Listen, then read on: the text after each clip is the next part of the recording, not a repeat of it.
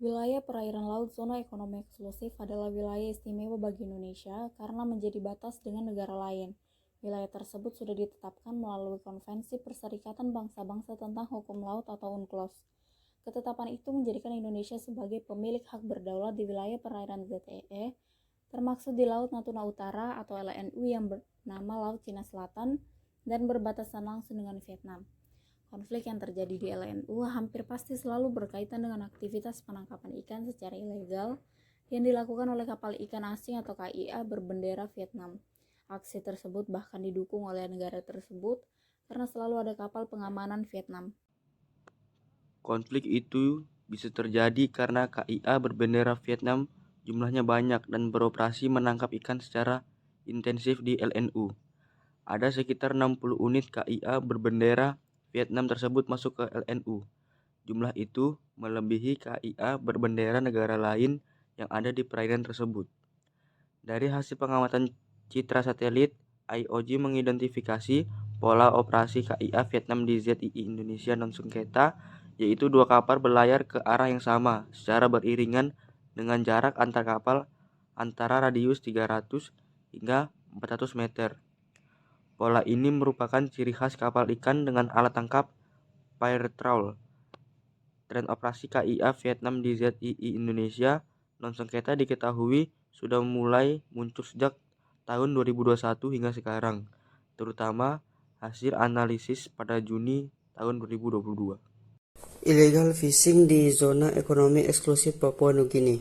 Selain di LNU, aktivitas serupa juga terjadi di wilayah perairan laut yang masuk dalam zona ekonomi eksklusif Papua Nugini, yang berbatasan langsung dengan Laut Arafuru yang menjadi bagian dari WPP-NRI 718 bersama Laut Aru dan Laut Timur bagian timur. Aktivitas penangkapan ikan secara ilegal tersebut melibatkan puluhan kapal ikan Indonesia atau KII dengan ukuran kapal di atas 30 GT dan menggunakan api pancing cumi. Mereka semua terdeteksi melakukan illegal fishing di zona ekonomi eksklusif Papua Nugini.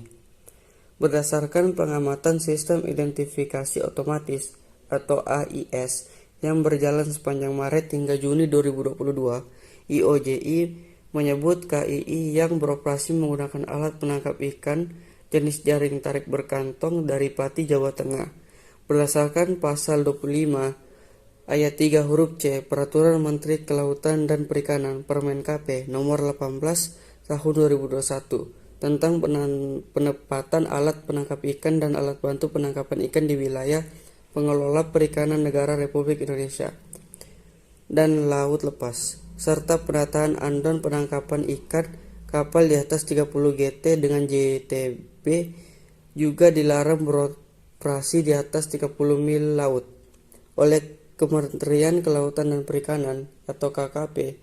Laut Natuna Utara dikelompokkan masuk ke dalam WPP NRI 711 yang di dalamnya mencakup juga perairan Laut Natuna dan Selat Karimata. Cukup luas WPP NRI tersebut berdasarkan data yang dirilis KKP mencapai Seluruh kapal ikan Indonesia melakukan pelanggaran khususnya di Laut Natuna Utara bisa dipidana dengan pidana denda paling banyak mencapai 250 juta rupiah. Hal itu merujuk pada pasal 7 dan 100 Undang-Undang Perikanan Undang-Undang Nomor 11 2020 tentang Cipta Kerja.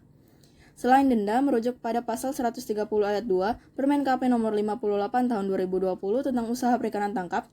Pelanggaran ini juga dapat dikenai sanksi administratif berupa teguran atau pelanggaran pertama, pembekuan izin atau pelanggaran kedua, dan pencabutan izin pelanggaran ketiga.